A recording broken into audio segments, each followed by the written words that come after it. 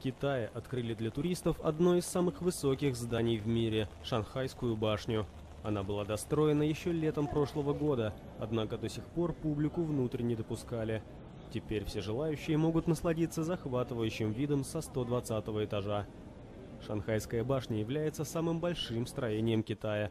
Ее высота вместе со шпилем составляет 632 метра. На данный момент в мире существует лишь два здания, превосходящих ее по размеру. Это знаменитый небоскреб Бурдж-Халифа в Дубае, он выше почти на 200 метров, а также телебашня в Токио, обогнавшая строение в Китае всего на 2 метра. Она известна также под названием Токийское небесное дерево.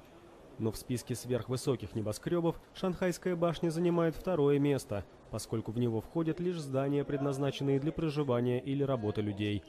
Первые посетители строения, похоже, остались под впечатлением.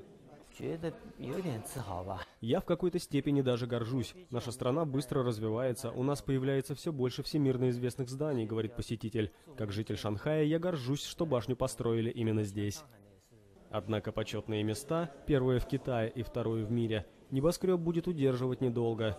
В ближайшие годы в городе Шэньчжэнь должно закончиться строительство международного финансового центра Пинань, высота которого составит 660 метров.